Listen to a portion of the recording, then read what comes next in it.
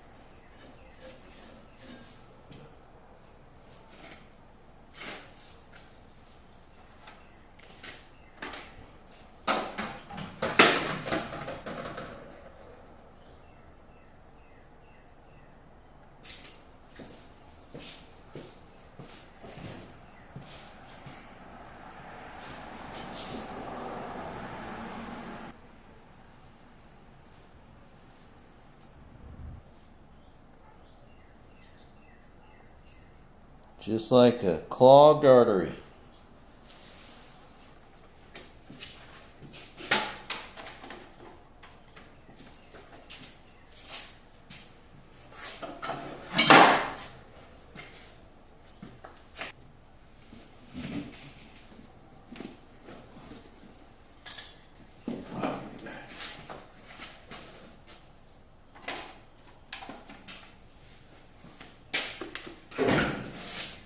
Well, as you can see, the pipe was so brittle that the threads just snapped off in there.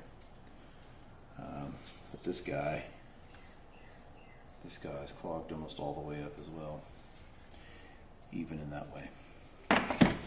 All right, so let's reevaluate.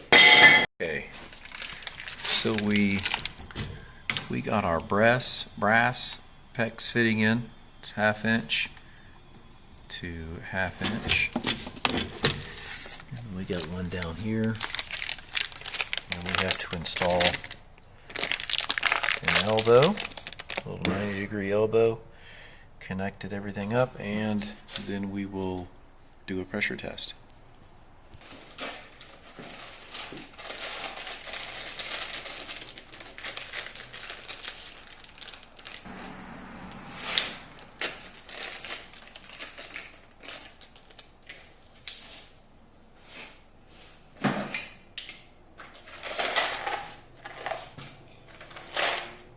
Our crimp rings and our crimp tool.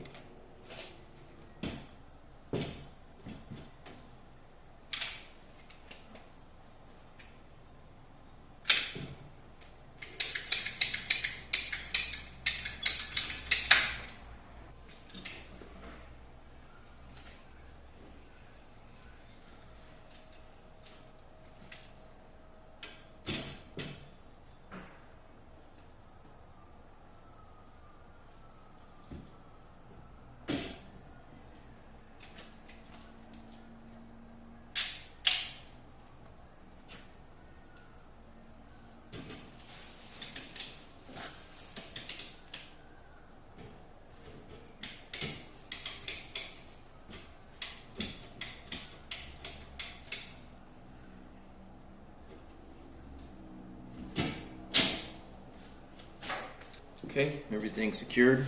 I'm going to go ahead and take one copper supply line and route it over so we can bypass the water heater and do a pressure test.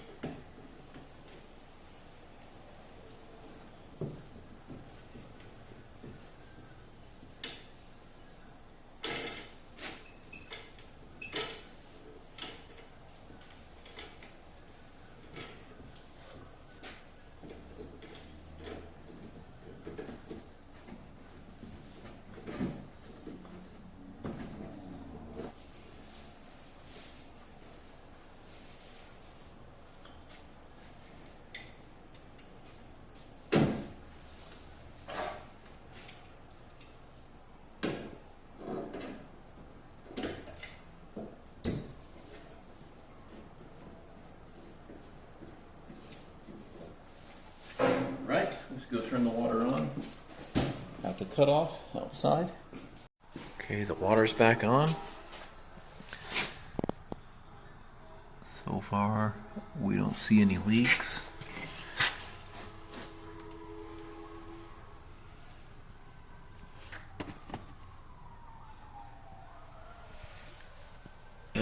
Okay, the next step is to go ahead and open that angle valve, and we're gonna bleed out that line. Hopefully, as long as the pipe is clear, we should get a nice amount of rusty water in there, but then pressure will be restored.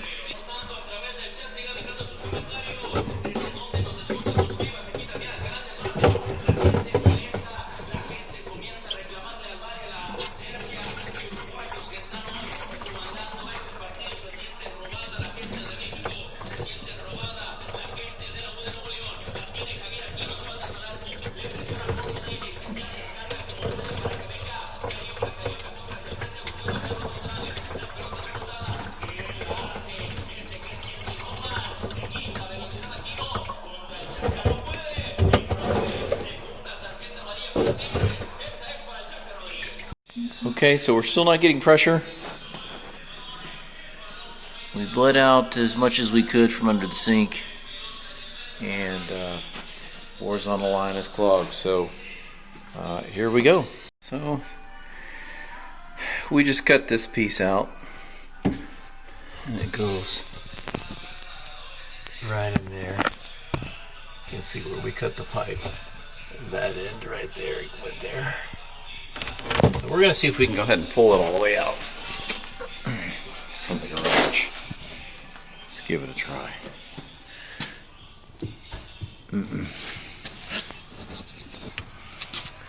Well, we might be able to get it. What we'll have to do is pull a little bit at a time and then cut it. But let's give it a go.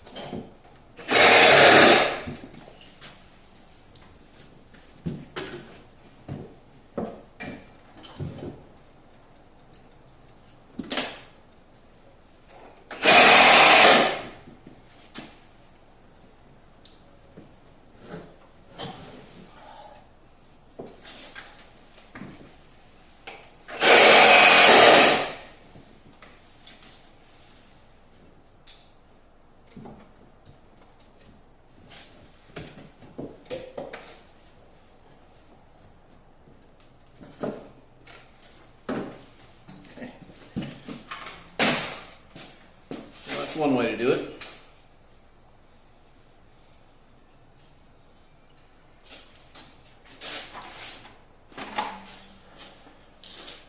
Pretty substantially clogged. Okay, now let's see if we can fish the PEX line through that opening. Not sure we have enough.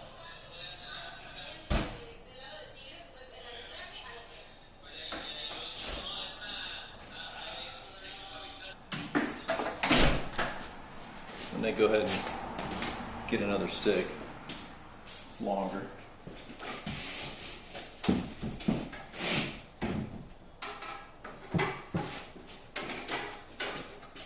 Alright.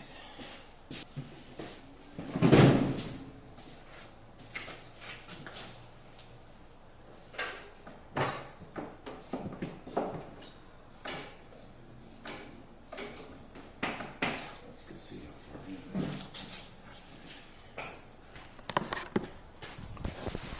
Okay, I think we got it punched all the way through.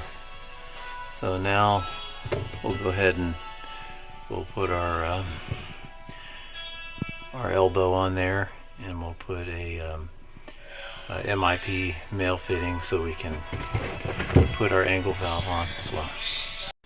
Okay, here's our angle valve. There's our MIP fitting, and then there's our 90-degree elbow. So I went ahead and opened the back of the cabinet up a little bit more just to give myself some room to work with that piece of PEX. So we'll go ahead and make that connection now.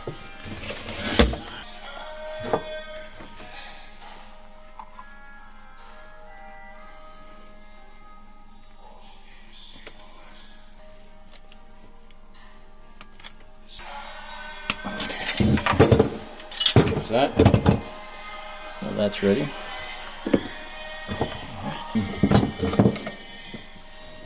Snip myself up.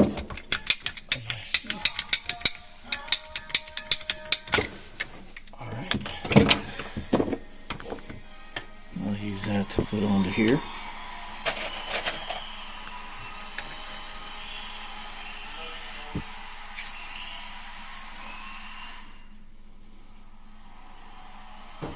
And make that connection. Crimp that ring down. And you want your ring to just about right there, 1/8 to 1/4 of an inch down from the ring.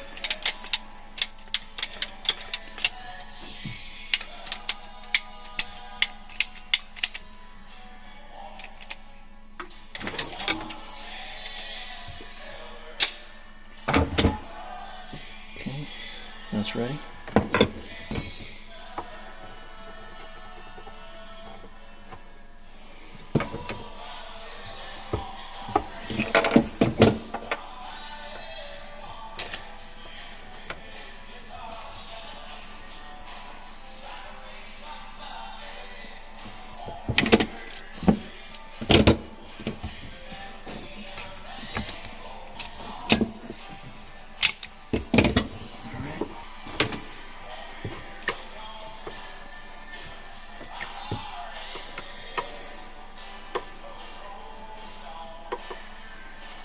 So we want to cut about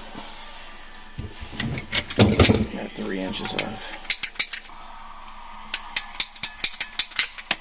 We'll check the depth right there. And that'll be perfect right there.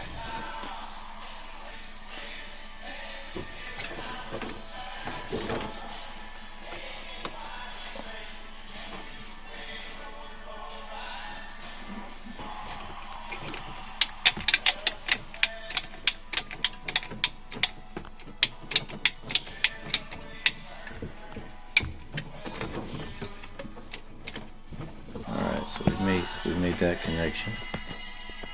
Now we're going to go ahead and push it back through. Alright.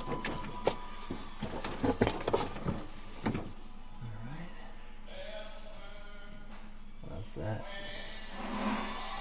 A little bit.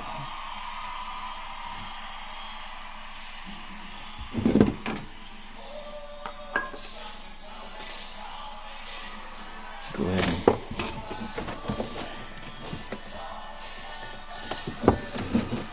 put the supply line on there to flush the line again. And then we got to go out and make the connection outside. Okay, there's that. Now to move outside. Here we are outside. What we need to do now is we need to remove this stainless steel crimp ring right here. That way we can connect that pipe to our elbow. So let's go ahead and see if we can do that. Little crimp ring tool. See, it's slotted right there. And you just slide it into the groove, and then you turn.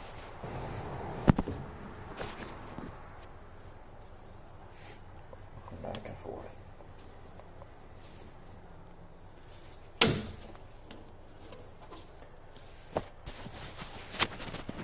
That's it.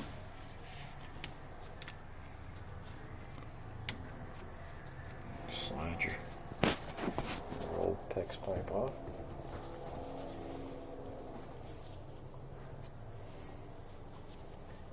Sometimes you have to cut it because it does crimp it down there. So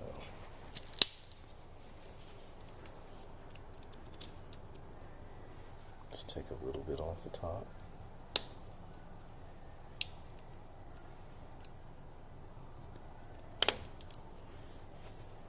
See if that's enough to loosen it up. So just want to cut it like one more.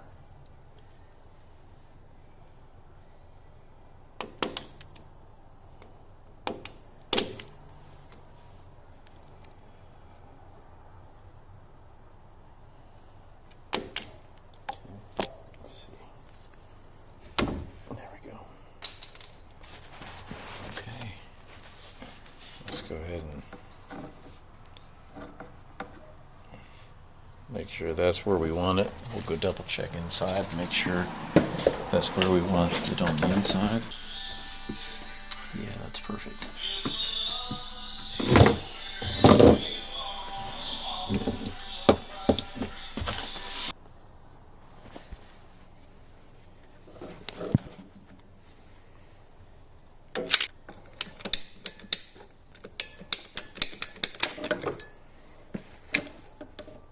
yourself a little wiggle room.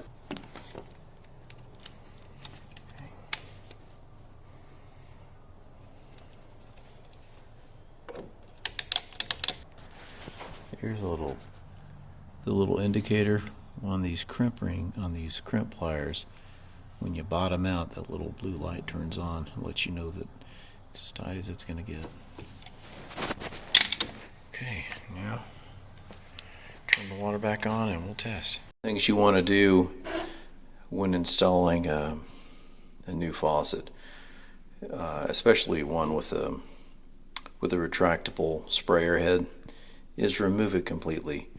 And if you don't have a faucet with a retractable sprayer with a standard aerator, you want to go ahead and remove that aerator before you run the water. Because a lot of times when you install your new hardware, you open and close those angle valves, you could release some stuck debris, and you don't want that clogging up your new faucet. You look right down in there, it'll clog that up, that screen down there, and eventually get to there.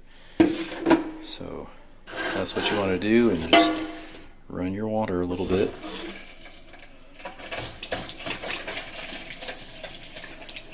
It's nice, and still a little bit of rust and stuff in there. It's a good thing we went ahead and removed that.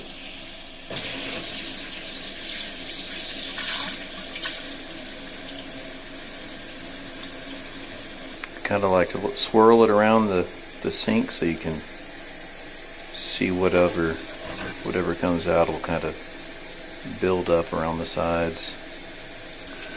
It looks pretty clean. Good.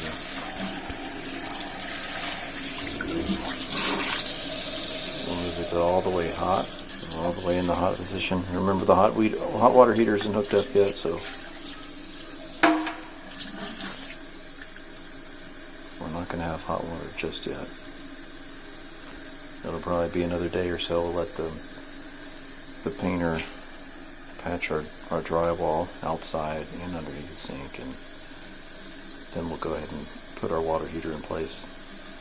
It's actually good because it gives us a couple more days just to verify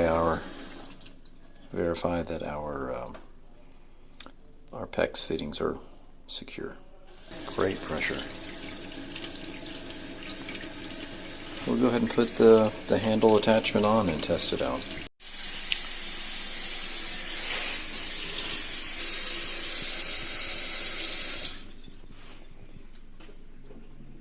Hello guys and gals. As you can see, aging galvanized water pipe can become very problematic concerning water pressure, let alone the rusty residue that it leaves behind on your tubs, toilets, faucets, sinks, inside your appliances like your dishwasher and your washing machine, let alone your skin and clothing.